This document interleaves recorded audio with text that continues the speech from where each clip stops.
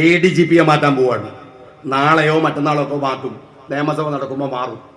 Pinarayi രക്ഷപ്പെടുകയാണ്. ADGP ആണോ പ്രശ്നം? ശശിയാണോ പ്രശ്നം?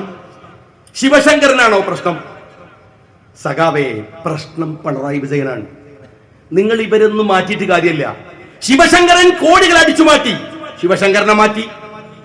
ആരാ കൊണ്ടുവന്നു? ശശി പാഞ്ഞു വന്നിട്ട് ആകാശത്ത് നിന്ന് പൊട്ടിയിറങ്ങിയതാ നിയമസഭയിൽ.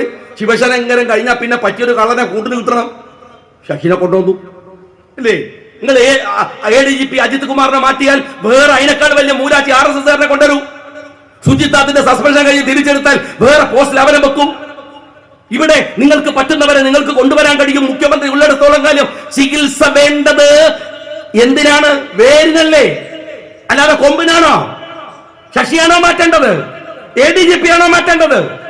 ADGP മാറ്റിയും നാടകം കളിക്കും. സഖാവെ, തീരൂല. പിണറായി വിജയനെയാണ് മാറ്റാൻ നിങ്ങൾക്ക് ധൈര്യമുണ്ടെങ്കിൽ നിങ്ങൾ മാറ്റേണ്ടത്. പോലീസിൽ സംഖ്യയൊക്കെ ഉണ്ടാവും. എല്ലാ പോലീസുകാരെല്ലാവരും നല്ലത് പോലീസിൽ മാത്രമാണ് ഇന്നിലുണ്ടാവുക? ഒന്നിലും ഉണ്ടാവില്ല. കുഴപ്പക്കാരൊക്കെ ഉണ്ടാവും. രമൺ ശ്രീവാസ്തവ ഏതാതി കുഴപ്പക്കാരനാണ് അറിയില്ലേ? ഐ വാണ്ട് മാപ്പിള എന്താണ്? മാപ്പിളാസ് ഡെഡ് ബോഡി എന്ന് ആവശ്യപ്പെട്ട ഒരു മനുഷ്യനാണ്. മുസ്ലിങ്ങളുടെ ഡെഡ് ബോഡി വേണം എന്ന് ആവശ്യപ്പെട്ട ഒരു പോലീസ് ഓഫീസറാണ് കരുണാകരന്റെ കാലത്ത്. ആ ഒറ്റ സംഭവമല്ലാതെ ആ രമൺ ശ്രീവാസ്തവയുടെ പേരിൽ പിന്നൊന്നും കേട്ടിട്ടില്ല. നിർത്തേണ്ടടുത്ത് നിർത്താൻ അന്ന് കഴിഞ്ഞു കരുണാകരൻ എന്ന ഭരണാധികാരിക്ക്. ഉമ്മൻചാണ്ടി ഭരിക്കുമ്പോഴാ സെൻകുമാർ ഏതാ സംഘി റിട്ടയർ ചെയ്തപ്പോ കണ്ടില്ലേ? സെൻകുമാറിനെ പോലത്തെ ഒരു സംഘി ഓഫീസറായിരുന്നു കേരളത്തിലെ പോലീസ് ഓഫീസർ എന്ന് ആലോചിച്ചപ്പോ അത്ഭുതമാണ്. പക്ഷേ അനങ്ങാൻ പറ്റിയിട്ടില്ല. കാരണം എന്താണ്? ഭരിക്കാൻ ചങ്കൂറ്റമുള്ള ഉമ്മൻചാണ്ടിയുടെ കൂടെയായിരുന്നു അയാൾ ഉണ്ടായിരുന്നത്. എന്റെ ഇരട്ടച്ചങ്കല്ല, മിനിമം ഒരു അരച്ചങ്കെങ്കിലുള്ള ഒരുത്തനായിരുന്നെങ്കിൽ ഇവർ ഈ തോന്നിയാസം കാണിക്കുമായിരുന്നു. ആലോചിക്കുക ഞങ്ങള്, മിനിമം അത് കാണിക്കുമായിരുന്നോ? നിങ്ങൾ കൊള്ളില്ല. അതുകൊണ്ട് രമൺ ശ്രീവാസ്തവയെ പോലെ സെൻകുമാറിനെ പോലെയുള്ളവർക്ക് ബലസാൻ കഴിയും, അജിത് കുമാറിന് കഴിയും, സുജിത്താത്തിന് കഴിയും. അതുകൊണ്ട് മാറ്റേണ്ടത് ഈ കഴിവുകെട്ട കള്ളനായ അഴിമതിക്കാരനായ രാജ്യത്തെ കട്ടുമുടിക്കുന്ന പിണറായി വിജയനെയാണ്. സഖാക്കളെ, അവസാനത്തെ ഒടുക്കത്തെ മുഖ്യമന്ത്രി CPM-ന്റേത് എന്ന് നിങ്ങൾക്ക് പറയാതിരിക്കാൻ എന്തെങ്കിലും ഒരു ഓപ്ഷൻ ഉണ്ടെങ്കിൽ അത് പിണറായി വിജയനെ മാറ്റൽ മാത്രമാണ്. ഒന്നുകൂടെ ഞാൻ പറയട്ടെ, നിങ്ങൾ ആലോചിക്കണം. നിങ്ങൾ ഈ വന്നിരിക്കുന്ന ഈ സഹോദരന്മാരുണ്ടല്ലോ, ഈ മഹാസദസ്സുണ്ടല്ലോ, നമ്മളൊക്കെ ജീവിക്കുന്നത് ഈ കേരളത്തിൽ മലപ്പുറത്ത് അല്ലേ? മുസ്ലിം ലീഗിന്റെ കൊടി പിടിച്ച ഇതിലെ കുറെ ആളുകൾ, സിന്ദാബാദ് വിളിക്കുന്നവർ, ലീഗിന്റെ പണിയെടുക്കുന്നവർ, മുസ്ലിം ലീഗ് എന്ന് തന്നെ പറഞ്ഞു നിൽക്കുന്നവർ അല്ലേ നമ്മളൊക്കെ? എത്ര കാലമായി CHM, ക്രിസ്ത്യൻ മുസ്ലിം ഹിന്ദു കോയ തൊപ്പി വെച്ച് NSSന്റെ ക്യാമ്പിനകത്ത് പോയിട്ട് അവരോട് ഇല്ല, നിന്റെ സാമ്പത്തിക സംവരണം സമ്മതിക്കില്ലെന്ന് പണ്ഡിറ്റ് ജവഹർലാൽ നെഹ്റുവിന്റെ മുഖത്ത് നോക്കി, ഏയ് പണ്ഡിറ്റ്ജി, ഇത് ചത്ത കുതിരയല്ല, ഉറങ്ങിക്കിടക്കുന്ന സിംഹമാണെന്ന് എന്തെല്ലാം ഒരുത്തന്റെ ഒരു ലീഗുകാരന്റെ രോമങ്ങനെ ഇടുന്നു നിൽക്കുന്ന വികാരത്തിന്റെ മുഹൂർത്തങ്ങൾ തന്ന മാപ്പിള. അല്ലാഹു അക്ബർ എന്ന് ഉറക്ക പിടിച്ചു തന്റെ പ്രസംഗം അവസാനിപ്പിക്കുന്ന എത്ര പ്രസംഗകന്മാർ, നേതാക്കന്മാർ, അണികൾ. നമ്മളോട് ആരോടെങ്കിലും പറഞ്ഞിരുന്നോ നീ ഒരു വർഗീയവാദിയാണെന്ന്? എനിക്ക് സങ്കടം തോന്നിയ ഒരു കാര്യം പറയാതിരുന്നുകൂടെ. കഴിഞ്ഞ ആഴ്ചയിൽ അൻവർ അദ്ദേഹത്തിന്റെ പ്രസംഗം നടത്താൻ ആ പ്രസംഗം നടത്തുമ്പോ എനിക്ക് തോന്നിയ ഒരു നിസ്സഹായ അവസ്ഥയുണ്ട്. അൻവർ CPM-ന്റെ ഇടതുപക്ഷത്തിന്റെ വോട്ട് വാങ്ങി ജയിച്ച ഒരു MLA ആണ്. ഇപ്പോഴും ഇത്രയും മെനഞ്ഞാന്ന് വരെ അവരുടെ സഹയാത്രികനാണ്. ആ അൻവർ പ്രസംഗിക്കുമ്പോൾ പറഞ്ഞ ഒരു കാര്യം എനിക്ക് വലിയ വേദനയുണ്ടാക്കി. അൻവർ പറയാൻ, ഞാൻ എൻ്റെ ഉമ്മയുടെ ഒരുപാട് മക്കൾ, അതിലൊരാൾ മുല കുടിച്ചു വളരാൻ എനിക്ക് അത്രത്തോളം ഉമ്മയുടെ മുല കുടിച്ചു വളരാൻ അത്രത്തോളം കഴിഞ്ഞില്ല. ഞാൻ എൻ്റെ ഉമ്മയുടെ സഹോദരിയെ പോലെയുള്ള ഒരു മുസ്ലിം സ്ത്രീയുടെ മുല കുടിച്ചാ വളർന്നത്. മുലകുടിയുടെ കണക്ക് പറയുകയാണ്. ഇതാ എൻ്റെ ബൂത്തിലെ പണിക്കാർ, ഇതാ എൻ്റെ കൂടെയുള്ള ഖൻമാൻ, ഇതാ എൻ്റെ കൂടെയുള്ള ഡർവർ, പേരുകളൊക്കെ പറയുകയാണ്.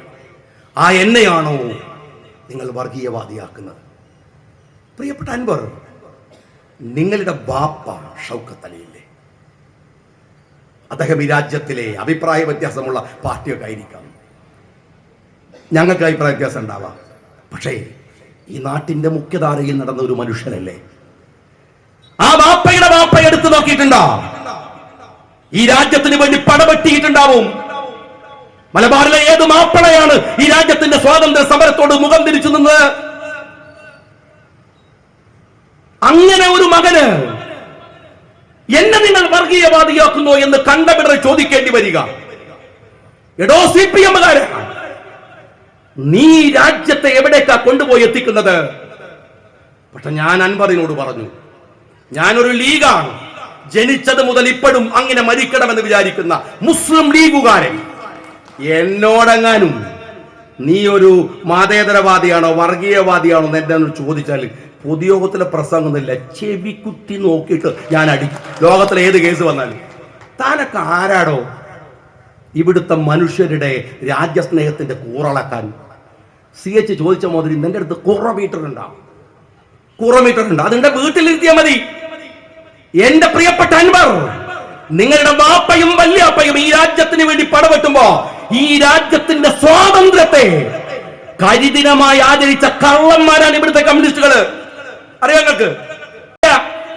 മനസ്സിലാക്കണമായിരുന്നു. ക്വിറ്റ് ഇന്ത്യ സമരത്തെ ഒറ്റുകൊടുത്ത കാട്ടുകള്ളന്മാരാണ് ഇവിടുത്തെ കമ്മ്യൂണിസ്റ്റുകള്. നമ്മളുടെ രാജ്യസ്നേഹങ്ങളൊക്കെ അവനെന്താ അവകാശടോ? ഈ രാജ്യത്ത് RSS-കാരന്റെ കൂടെ ഈ രാജ്യത്തിലെ കമ്മ്യൂണിസ്റ്റുകാരൻ, ഇവർ രണ്ടുപേരും ഈ രാജ്യത്തിന്റെ സ്വാതന്ത്ര്യ ദിനത്തെ കരിദിനമായി ആദരിച്ചവരാണ്. 990-ലാണ് കേരളത്തിലെ CPM-ന്റെ ആഫീസിനകത്ത് ത്രിവർണ്ണ പതാക വെക്കാൻ അവർക്ക് ധൈര്യം ഉണ്ടായത്. അതിനു മുമ്പ് വെച്ചിട്ടുണ്ടോ? മലപ്പുറത്ത് ഏത് കോൺഗ്രസിന്റെ കൂടെ ഉറച്ചു നിൽക്കുന്നുണ്ടല്ലോ. എന്തിനാ കമ്മ്യൂണിസ്റ്റുകാരെ അറിയത്? എന്തിനാ അത്? നാളെ കോൺഗ്രസിനെ ചീത്ത പറയാനുള്ള ഒരു അവകാശം കിട്ടാൻ വേണ്ടിയിട്ടുണ്ട്. ഞങ്ങൾ ജവഹർലാൽ നെഹ്റുവിന് എന്തെല്ലാം പറഞ്ഞിരുന്നു. മലപ്പുറത്ത് ആര്യാട് ഞങ്ങളും തമ്മിൽ എന്തെല്ലാം കച്ചറകൾ, ഇനി എന്തെല്ലാം കച്ചറകൾ ഉണ്ടാവാനിരിക്കുന്നുണ്ട് പറഞ്ഞുകൊണ്ടേയിരിക്കും. കാരണം എന്താ അറിയോ? ഈ രാജ്യത്ത് പരസ്പരം തർക്കിക്കാനും വിയോജിക്കാനും സ്വാതന്ത്ര്യമുള്ള നാടാണ്. ഞാൻ എന്റെ ബോധ്യം പറയും, നിങ്ങൾ നിങ്ങളുടെ ബോധ്യം പറയും. അല്ലാതെ രാജാവ് എഴുന്നേറ്റ് നിൽക്കുമ്പോഴേക്കും മുണ്ടിൽ മൂത്രം ഒഴിച്ചു പോകുന്ന സഖാബിനെ പോലെ ജീവിക്കാൻ ഇവിടെ ആളെ കിട്ടൂല. മനസ്സിലായോ നിങ്ങൾക്ക്? ആളെ കിട്ടൂല. അതുകൊണ്ട് സഖാക്കളെ, അടിമ ജീവിതം അവസാനിപ്പിക്കുക. വേറെ ചില ആളുകൾക്ക് ഞാൻ പറഞ്ഞു അഭിപ്രായ വ്യത്യാസമൊക്കെ ഉണ്ടെങ്കിലും വൈകിയാണെങ്കിലും അവരെ പറഞ്ഞല്ലോ, സന്തോഷം. ചിലരുടെ ഇഷ്ടം അടിമയെ പോലെ ആടുജീവിതം നയിക്കാനാണ്. അവരങ്ങനെ തന്നെ തീരും. അതങ്ങനെ തന്നെ തീരും. ഒരു വസ്തുവിനും കൊള്ളാതെ പത്രക്കാരനെ വിളിച്ചിട്ട് പറയാൻ ഒരു ട്രിക്കായിരുന്നു. ഈ ജാതി പൂളുവനെ ലോകത്ത് വേറെ കണ്ടിരുന്നു. ട്രിക്കേ. ആരെ പറ്റിക്കാനാടോ? നമ്മളൊക്കെ എന്തെങ്കിലും നല്ലത് പറയും വെച്ചിട്ട് ആൾക്കാർ കാത്തിരിക്കണത്. അല്ലാതെ ആർക്ക് എന്ത് വില? ഷാജിക്ക് എന്ത് വില? ബഷീർ സാഹിബിന് എന്ത് വില? സഫറുവിന് എന്ത് വില? ആർക്ക് എന്ത് വില? ഇതൊക്കെ ഒരു പരസ്പരം ബഹുമാനിക്കുന്നതൊക്കെ ആ പാലിക്കുന്ന മര്യാദന്റെ ഭാഗമായിട്ടാണ്. അല്ലാതെ വണ്ണവും തടിയും കോലൊന്നും കണ്ടിട്ടൊന്നല്ല, നിലപാടുകളുടെയൊക്കെ പേരിലാണ്. അതുകൊണ്ട് ആ രാഷ്ട്രീയത സക്രിയമാക്കുക. വിയോജിക്കാനുള്ള കരുത്ത് മനസ്സിനകത്ത് എപ്പോഴും ശക്തമായി, ഈ താങ്ങിക്കൊടുക്കാനുള്ള മനസ്സ് എപ്പോഴും ഉണ്ടാവുമല്ലോ. അതിനൊക്കെ ഒന്നും വേണ്ടല്ല. വിയോജിച്ചു നിൽക്കാൻ കഴിയുന്ന റബലുകളായി തന്നെ ഈ രാഷ്ട്രീയത്തെ സക്രിയമാക്കി കൊണ്ടുപോകണം. സംഘികൾക്കും കമ്മ്യൂണിസ്റ്റുകൾക്കും അവരുടെ എരപ്പത്തരത്തിന് വിട്ടുകൊടുക്കാനുള്ളതല്ല ഈ നാടെന്ന് പിന്നെയും പ്രഖ്യാപിക്കാൻ ഈ സമ്മേളനത്തിന് സാധിക്കുമാറാവട്ടെ. അഭിവാദ്യം.